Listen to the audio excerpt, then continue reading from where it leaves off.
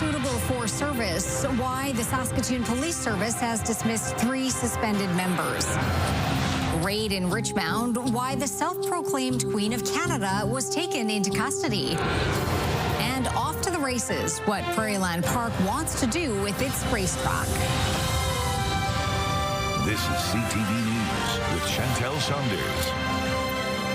Good evening. We begin tonight at police headquarters, where we learned 3 members of the Saskatoon Police Service have been dismissed. The members had been suspended following an off-duty incident last year. Carla Shynkaruk on the reasons behind the firings. My commitment to uphold the values and code of ethics is firm, and maintaining public confidence is foundational to our work. Saskatoon Police Chief Cam McBride told a news conference Wednesday 3 members of the Saskatoon Police Service have been dismissed as unsuitable for police service under the Police Act. 2 of those were let go just Wednesday morning. The 3 members consist of 2 constables with 9 and 10 years service and a special constable with 2 years service. It all centers around an off-duty gathering in September of 2024. While the events that occurred at a house party precipitated the need to investigate, the investigation grew to include additional allegations of misconduct. 2 other members who were also part of the case were reinstated and returned to work in April 2025 following the investigation. McBride said to his knowledge the scope of this action has not happened previously. He wouldn't elaborate on the allegations that the dismissed members were associated with a biker gang, but did say this. Part of the investigation included allegations that a relationship pre-existed, and that was part of the investigation. That lengthy investigation was conducted by SPS Professional Standards. One of the 3 members has indicated at this point that they plan to appeal the decision. According to McBride, this investigation was responsible in part for changes to the SPS policy around member association to groups, including gangs. We've had a very robust conflict of interest policy, but it did not include undesirable association component to it. And we do have that now. The Saskatchewan Serious Incident Response Team, or CERT, is continuing to investigate one aspect of the incident. Carla Shynkaruk, CTV News, Saskatoon. To southwestern Saskatchewan now, where a big police operation ended with more than a dozen people being arrested this morning. Of those was the self-proclaimed Queen of Canada, who had been staying in the village since 2023. Angela Stewart has more. You're under arrest. All right. Calm down. It all unfolded at 4:30 this morning when RCMP executed a search warrant at the village's former school. Mounties moved in after a report of someone in the building being in possession of a firearm. That report was received on August 25th, 2025. After receiving this report, Saskatchewan RCMP began an extensive investigation. This included careful monitoring of any risk to public safety and to the community of Richmound. There were more than 30 police vehicles and dozens of officers involved in the operation, including members of SWAT teams and police dog services. In all, 16 people were arrested, 5 men and 11 women. Among them, the self-proclaimed Queen of Canada, Romana Didulo. She presented herself and identified herself as that and released it to the public, so I can confirm that she is in custody. But beyond that, I can't identify anybody else. Didulo, the leader of this conspiracy group, has been in Richmound since 2023 after being forced out of the town of Kamsack. Police say the compound has been on their radar for some time, and they finally gathered enough evidence to move in. Through the course of any of our investigations, before we take any action, we have to make sure that we do meet the thresholds that the courts will be satisfied that we can enter into private property. I think that this is check, if it's not checkmate. Richmound resident Vanessa Johnson says for the last 2 years, the cult has created worry in the town among residents. I mean, they've got surveillance, they had spotlights, they were threatening us, they were always being shady. You couldn't take your dog for a walk in the park. You couldn't take your kids over there without them videotaping you. Johnson says the arrest is a win for the community. She's no queen, she's no cult leader, she's no one to follow. I really do think that even if they do stay, this has just kind of given us a little bit more momentum on our side. It's a win for us. It's a win for us, regardless. RCMP have 24 hours to press charges. Otherwise, those arrested could be released. As of right now, 4 replica handguns have been seized while the investigation continues. Angela Stewart, CTV News, Richmound.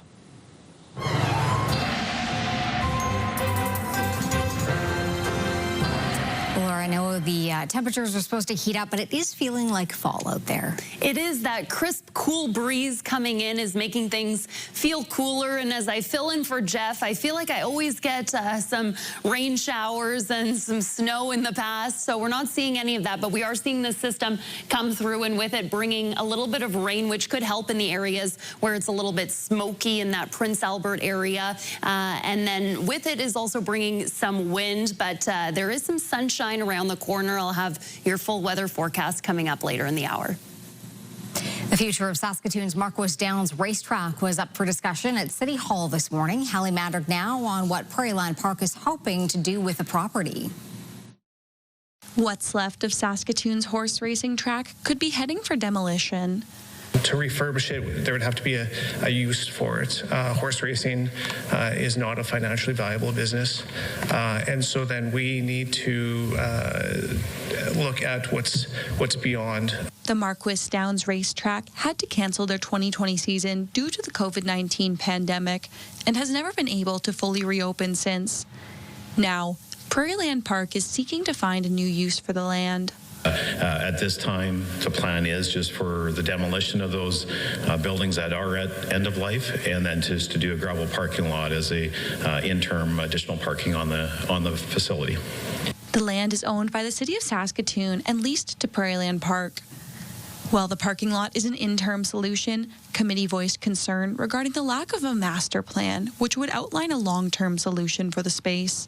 You have a lease of that land because you provide amenities to the city, and a gravel parking lot is very uninspiring. And I do hope to see a master plan or a vision come back to us.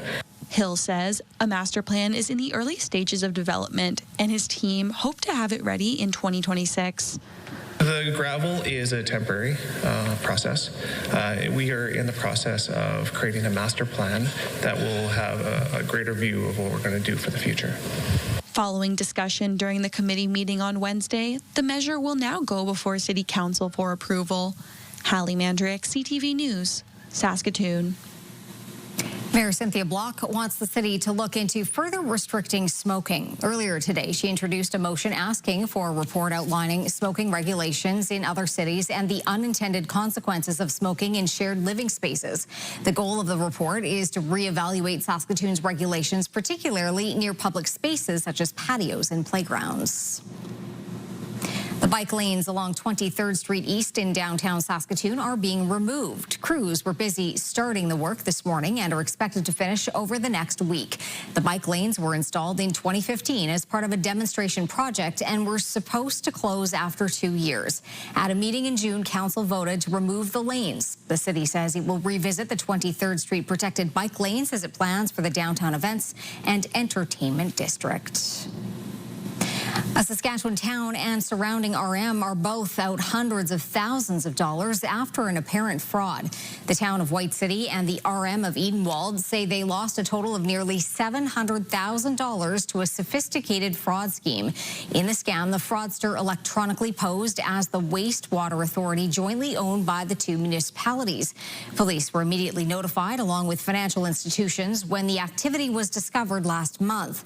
Both municipalities are cooperating with an RCMP investigation into the incident, which they say is isolated and did not result in any taxpayer or ratepayer information being compromised. White City and the RM are taking steps to prevent similar issues going forward.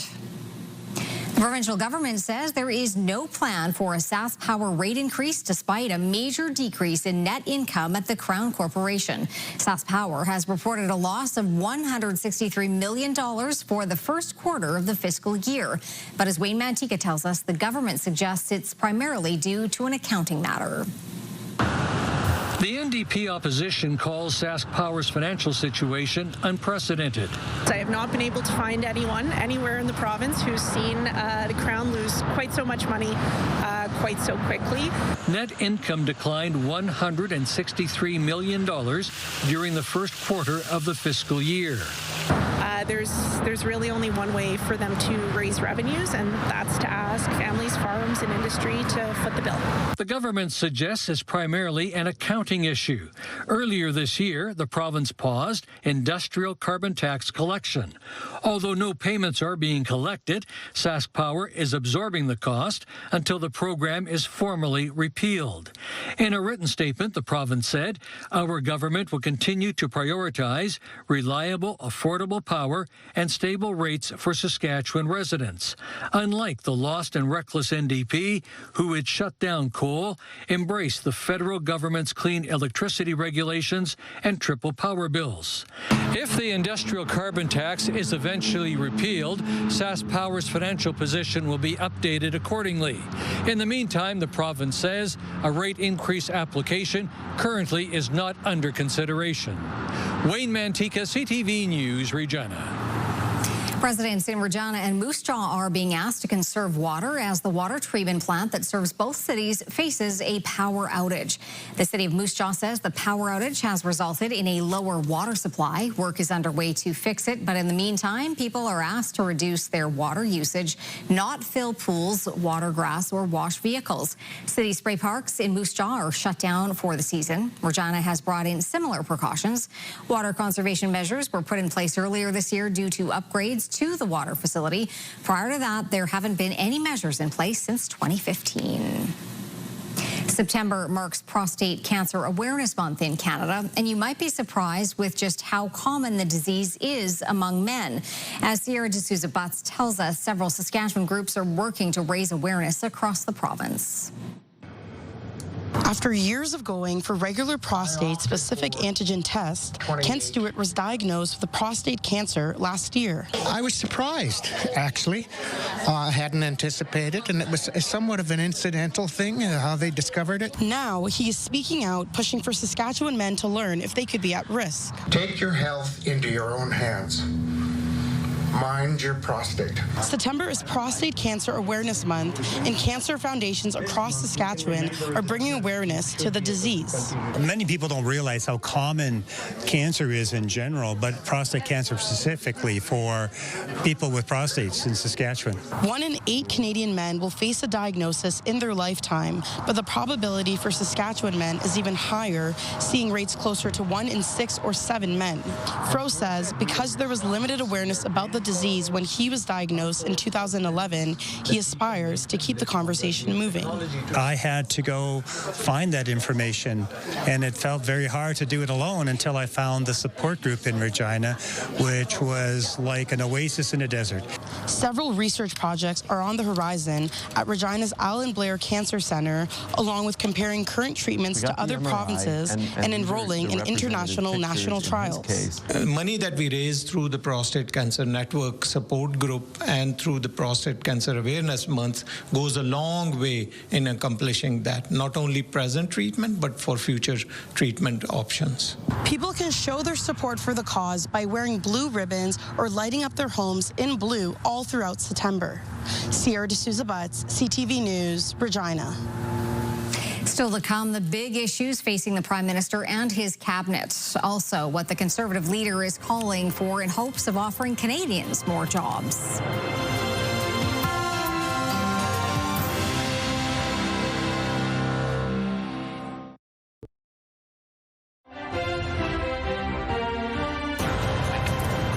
You're watching CTV News live from downtown Saskatoon. Thanks for staying with us tonight.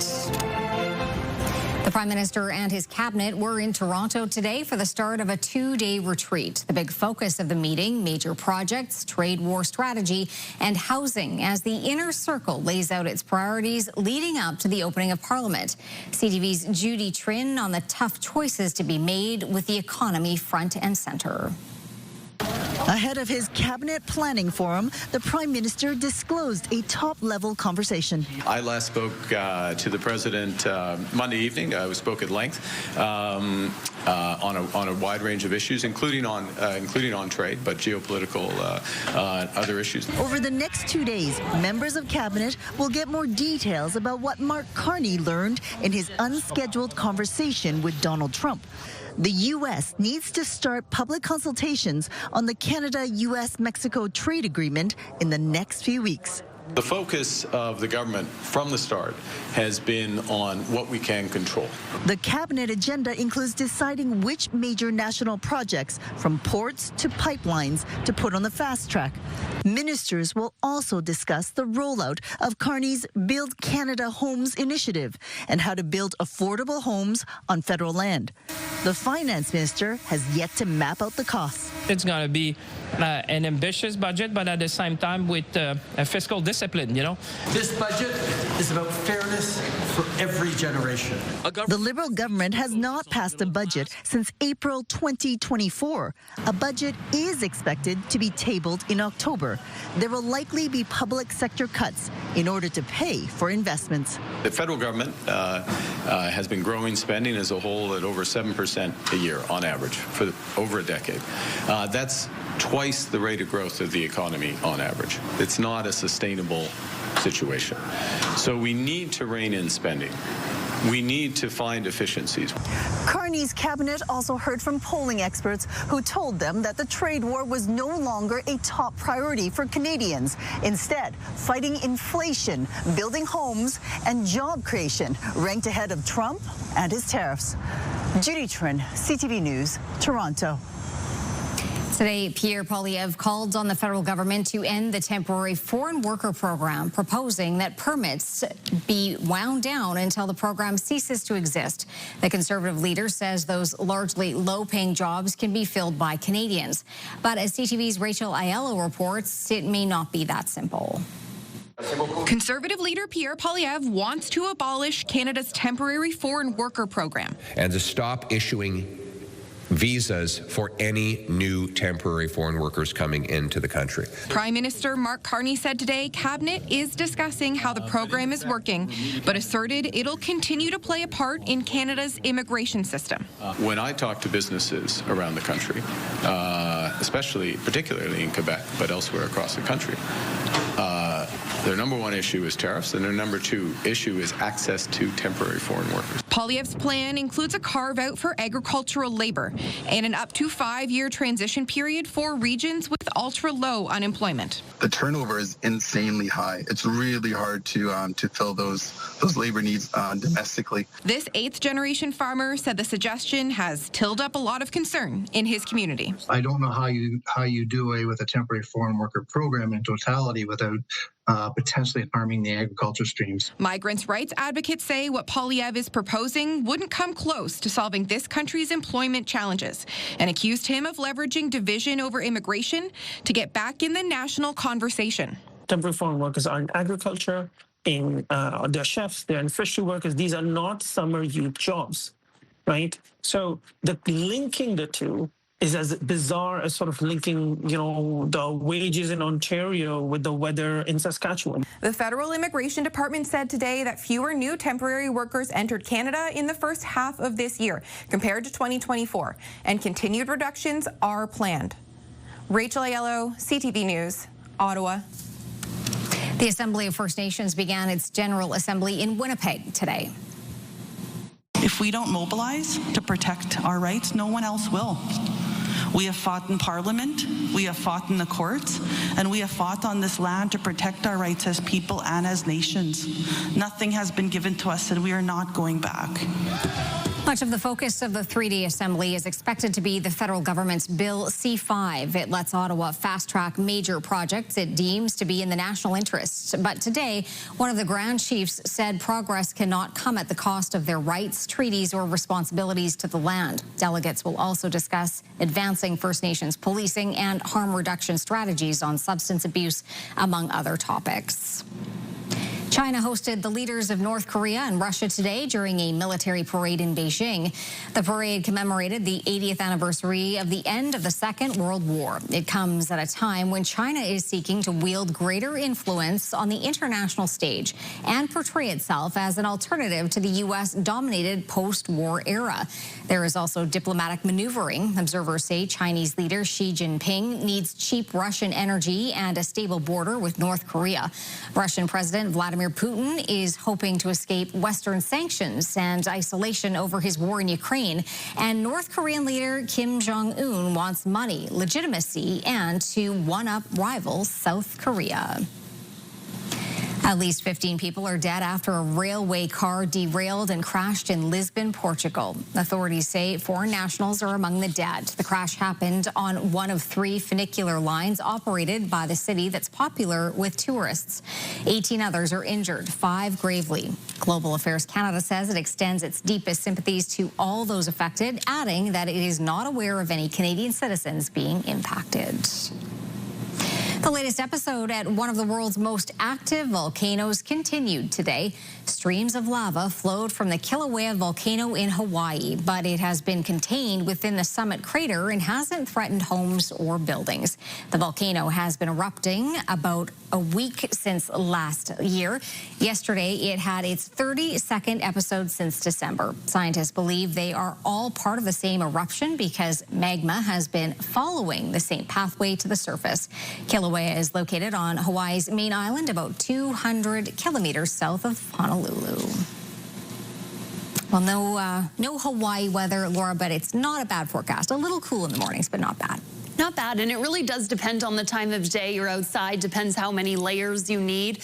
In the morning, definitely a little chillier, and into the evening as well. But as for the afternoons, pretty nice out there. We were a little below seasonal today, but all in all, pretty nice. And continuing at this time, 19 degrees in Saskatoon, 17 in Prince Albert, and 21 in the Battlefords. The winds, though, as they start to pick up, things starting to feel cooler out there. We're going to start to feel those winds tomorrow. 19, as I mentioned, was the high currently, and 4 degrees is the low. Normal temperatures, 21 is the typical high, 7 is the typical low. The record was set in 1987 at 34 degrees, -2 is the record low, and we saw the sun set at 7:48. Eyes aren't that good there. And as Chantel mentioned, you know, things starting to look even sunnier into next week, or into, next week onto Monday and into the weekend as well. So I'll have your full weather forecast coming up.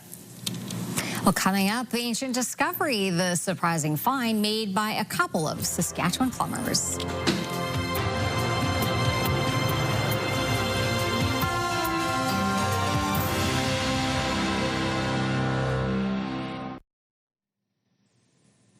Well, the sun is setting and things starting to feel cooler. We're in September, so it really does depend on that time of day for how cool it's going to be, whether you need a jacket and maybe eventually soon a hat. But I'm not thinking that far ahead. We are keeping our eyes on this system rolling through Saskatchewan, with it bringing some wind and rain in many parts of the province, central Saskatchewan, and then into southern Saskatchewan later into the evening and into tomorrow as well. But generally cloudy skies is what we're looking at tomorrow. Right now in Saskatoon, 19 degrees, 17 in Prince Albert, 21 in the Battlefords with a mix of sun and cloud. Hot spot was Leader today at 25 degrees. Cold spot Collins Bay at 8 degrees. And as we head around the province, 26 in Lloydminster. Going to have to check those numbers. It's pretty warm. 17 in Prince Albert, as I mentioned. And as we head up north, things getting a little cooler. Single digits in Key Lake at 9 degrees, as well as in Collins Bay at 8.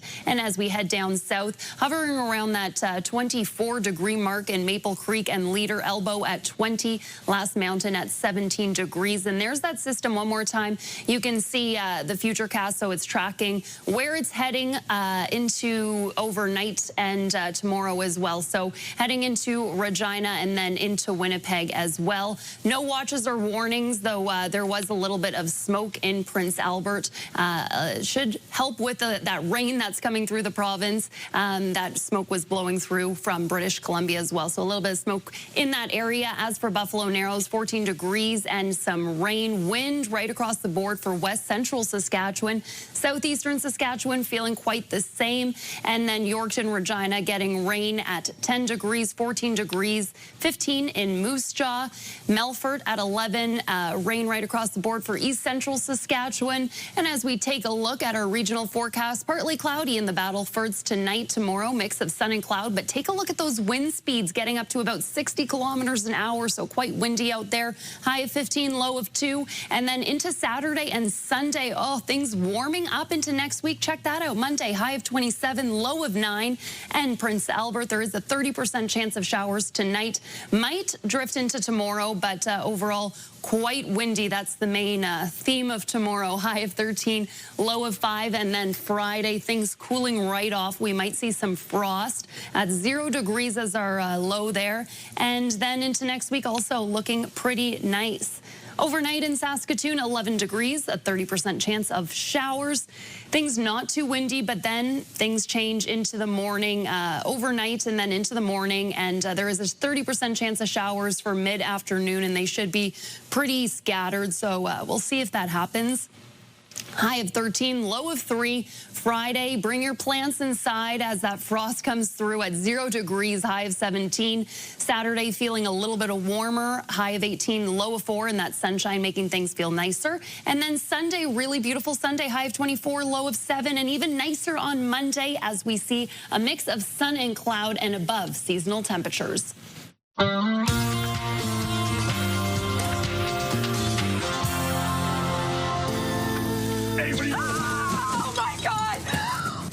Canadian comedian Veronica Slokowska from Barrie, Ontario, is one of the 5 new faces tapped to be part of the cast for season 51 of Saturday Night Live. She's known for her role in the Netflix series Tires and has built a following online with her sharp and offbeat humor. She'll make her debut on Saturday Night Live on October 4th. It's coming around again. So don't mind if I fall apart. There's more. Alanis Morissette is sharing a new track with some old footage. In 1986, Carly Simon released the song Coming Around Again for the film Heartburn. Morissette is covering the hit track for the film My Mother's Wedding. In this music video, there's a bunch of archival footage. The original vocals are still on the track along with Morissette's voice. That'll get their attention. This is crazy. One of the most popular video game series of all time is heading to the big screen. Paramount and Activision are partnering on a live-action Call of Duty film. The first-person shooter game has been the best-selling series in the U.S. for 16 consecutive years and has sold more than 500 million copies globally. No word yet on the movie's plot or release date, but the next game in the series, Call of Duty Black Ops 7, is set for release November 14th. All right, Laura, the Broadway area is gearing up for a big weekend ahead. That's exactly right. The Broadway Street Fair coming up on Saturday. I'm here on Broadway Avenue with Anne-Marie Say, and it's about to get a lot busier on Broadway with the Broadway Street Fair. Tell us about it. It's always a great annual event. What's new this year, or what's happening this year? Oh, there's so much going on. So we've got 2 car shows. We've got musicians playing here at the Little Stone Stage. We've got some dancing going on at the main stage. Some new things for this year include a ninja obstacle course, mini golf. We've got a petting zoo and pony rides. So, yeah, there's going to, and a record number of vendors. We've got, the street will be lined with tents. There'll be arts, crafts, artisans. We've got a fellow doing live glass blowing as well, so that's kind of exciting. Okay. And some vintage cars, and we're going to see some celebrities, I hear, Deadpool. Yes, Deadpool and Barbie are going to be making some visits. That's so much fun. And some cool merch. So there's always some artisans, some buying local, which we love, you know, if you're thinking about Christmas, and cool t-shirts. Yes, so this is our limited edition Broadway t-shirt. It's got the Broadway streetscape on the back and then just our logo on the front. And you can buy those here. We're going to have a tent, a Broadway bid tent. You can pick it up during Street Fair. Very cool. I love the back with the buildings. Very iconic. I love it. I love it. Okay, and tell us, what time do things kick off on Saturday? Everything starts at 10 a.m. Okay, fantastic. Thanks so much, Anne-Marie. And again, that's the Broadway Street Fair taking place Saturday at 10 a.m.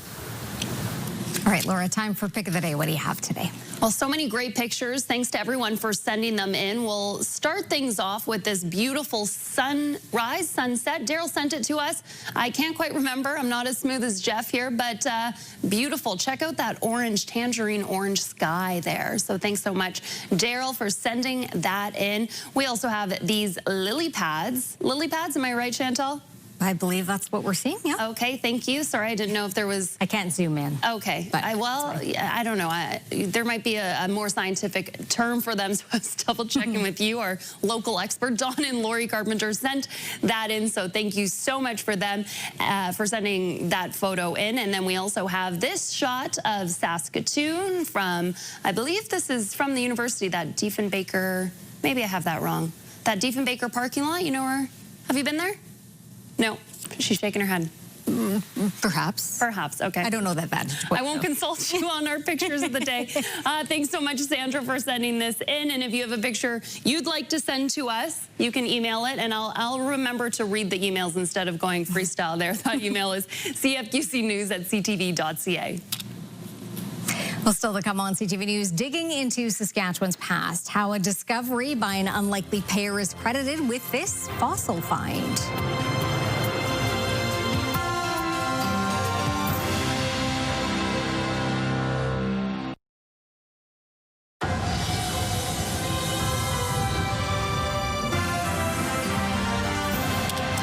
Two plumbers unearthed an ancient discovery while working on a Saskatchewan First Nation. Brittany Poitras has the story. This isn't your typical paleontology dig site, but last week, Justin Ironquill and his brother Tyson were digging a water line on the Papikassis Cree Nation when they came across a rock filled with shell fossils 13 feet underground. My brother was down in the hole by himself, and he finally, after picking thousands of rocks out of there, he finally found one with some fossils in it. And I was just in the excavator and stopped and checked it out, and sure enough, he was telling the truth. At the Royal Saskatchewan Museum, paleontologist Ryan McKellar says the fossils likely ended up in the area due to a glacial movement, meaning the sea life embedded in this rock lived millions of years ago. When we see fossils that are like this, we know they come from a time before even dinosaurs were on the landscape, so about 450 million years ago, or the Ordovician time period. And McKellar says that although they're right below our feet, it's not every day that these brachiopods get visitors. They're groups we don't get to see very often, so it adds to the collection that way, or adds to the story of Saskatchewan that way. Ironquill says he's dug up quite a few things in his time with the Ironquill plumbing and heating, but nothing as interesting as this find. No, nothing like this. No, I just found some nice little rocks and bones before, and not no seashells that are millions of years old, I guess. From dirt to fossils to maybe even dinosaur bones, who knows what the crew on Papikassis First Nation will dig up next. Brittany Poitras, CTV News, Regina. When we come back, how the Riders are preparing for their upcoming matchup, and later, when robots rumble.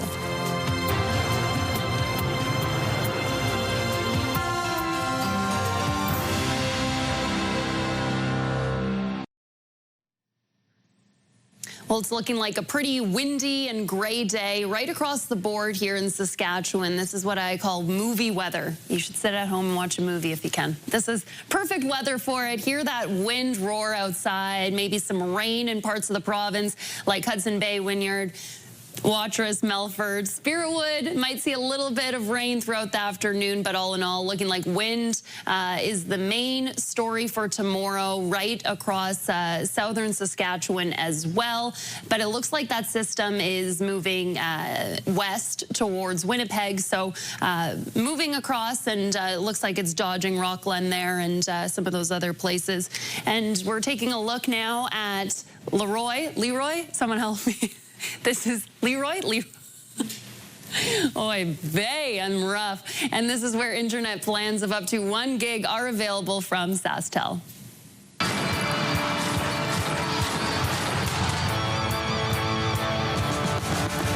Kate's in for another edition of X's and O's and a Labor Day classic victory for the Saskatchewan Roughriders. Now they got to find a way to get a victory out of Winnipeg. So you saw the formula a little bit of how to beat the Bombers. Yeah. And when you take a look at defensively, man, if you can pressure Collaros like that front seven did, you got a pretty good chance. You're not used to seeing that against this Winnipeg O-line.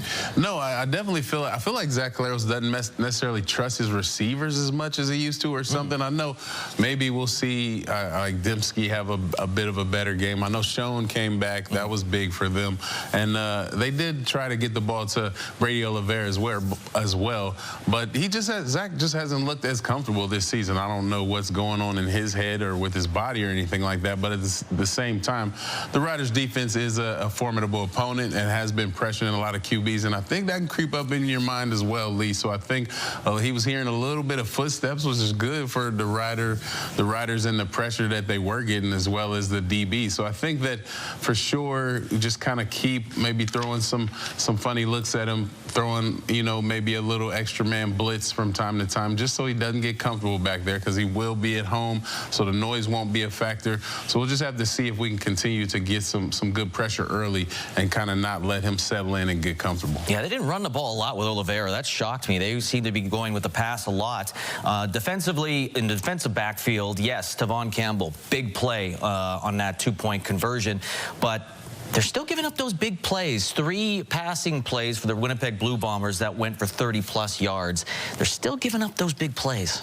Yeah, and that's kind of just the nature of the defense that they play. Like, they're not going to send a bunch of pressure, but they're going to hopefully let those front four get home. I was going to say Mark Carney, but Malik Carney, the Prime Minister, he's been getting home, and he's been a big factor. He was a huge factor in that game. Yeah. And I think that, Coach Mace is just content with letting those front four do their thing, maybe run some games and stunts with them, maybe send a linebacker from time to time.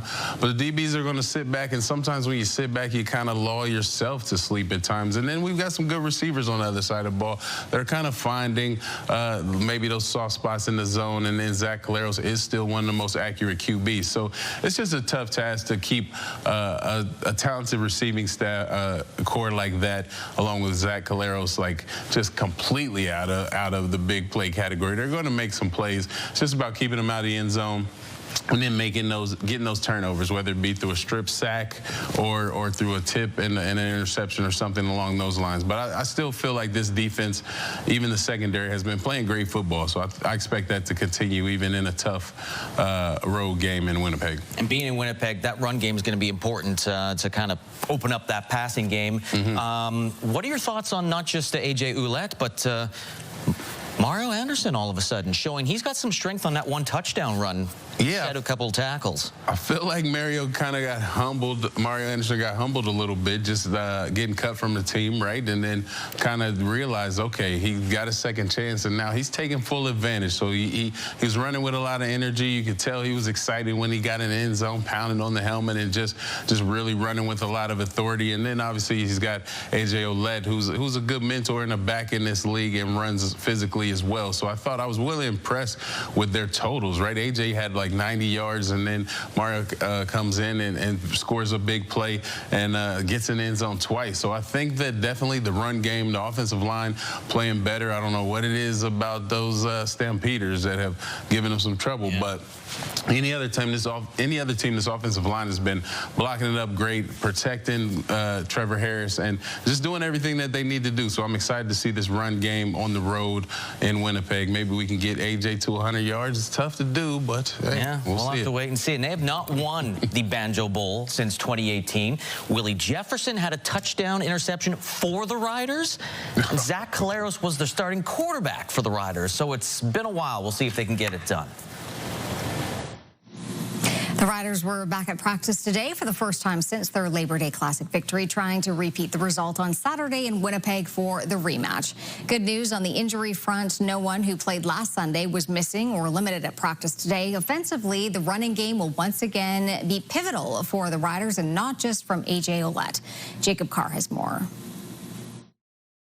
The Riders rode the running game to a victory during the Labor Day Classic, spearheaded by A.J. Ouellette's 89 yards and a touchdown. He says a balanced offensive attack has been a key to the Riders' 9-2 start this season. Yeah, I mean, it's extremely important. It puts more stress on the D coordinator, right? When we're coming out there, we're running the ball well, passing the game well. It's just a coin toss on what to call after that. Riders head coach Corey Mace says now that Ouellette is fully healthy, he is showing why the Riders signed him in 2024. But it was Ouellette's backup that perhaps made the biggest splash over the weekend in limited duty. You know, having Mario come in, with his story of adversity, even with us, you know what I mean, and having his opportunities and making the best of it. Every time he's touched the ball since he's been on the roster, he's done something special with it. Trevor Harris now, 13th all time. There's Mario Anderson breaking it off inside the 10-5. Touchdown Riders. That was certainly true on Sunday, as Mario Anderson had just 3 carries, but turned 2 of them into scores. That included an impressive 26-yard touchdown, first of his CFL career. We call him more of a little jitterbug out there, being able to jump cut, a little bit quicker. But yeah, we both are physical inside the tackles. So I'd like to say we're pretty similar, but we have some differences as well. Ouellette says a good rushing attack will be key in the Riders' next matchup when they head into a hostile Winnipeg environment for the Banjo Bowl. Jacob Carr, CTV News, Regina. A major Canadian player in convenience stores reported earnings today. Morella Fernandez with those details. Alimentation Couche-Tard reported earnings with revenue down year over year. The company's based in Quebec but owns convenience stores around the world. It brought in more than $17 billion in its latest quarter. That's a 5% drop from last year. Still, investors weren't phased, pushing the stock up nearly 8% at one point today. Here's a look at how the trading day ended. The Canadian dollar is down slightly to 72.48. West Texas Intermediate dropped $1.67 to 63.92. Western Canadian Select is up more than $2 to 53.23. And the TSX is up again, gaining 135 points to another record close. Those are your business headlines. I'm Morella Fernandez. Turning to local gas prices now, the average price in Saskatoon is currently $1.43.5 a liter. That is up. The lowest price in town, $1.23.9. On Saskatchewan markets, Cameco jumped $2.54 today, and Nutrien finished the day at $78.39. Coming up, the Battle of the Bots, the unusual Olympians competing against each other. Then a record leap of faith.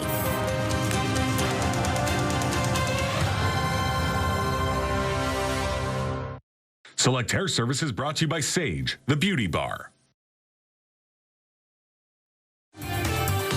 We've got another great night of entertainment coming up right here on CTV starting at 7 with Master Chef.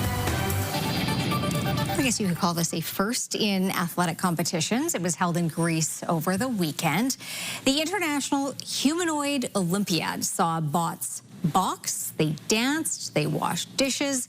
The event aimed to show off what robots are capable of, and organizers are hoping to make this an annual competition. We talk about this all the time. We just want ones that, clean our toilets and our bathrooms and stuff for now, right? That's right. I do not want robots doing creative things. Yeah. I don't want them to be writing. I don't want them to be reading news or doing weather. Nope, don't want that. But I do want them to clean up after clean up. Yeah. Do the dishes. I love that. You have a buddy to play soccer with too, though, no?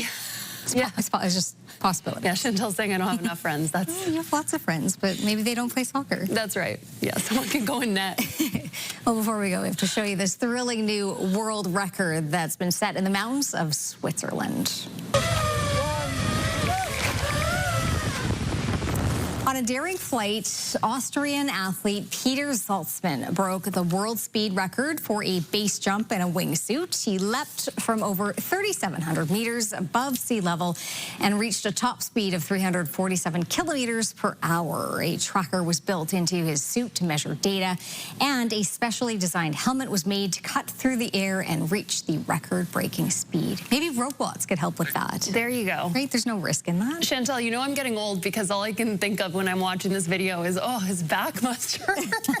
When he lands, I'm thinking, oh man, Yeah. he must be a little sore. I would think so. His tummy's probably doing some flip-flops too. Yeah, no, it's not for me. Not for me Not either. for me. Maybe for a robot friend. Yeah, there you go. Send a robot out there first, see if he's okay. There you go. All right, thanks for watching. Have a great evening. Good night.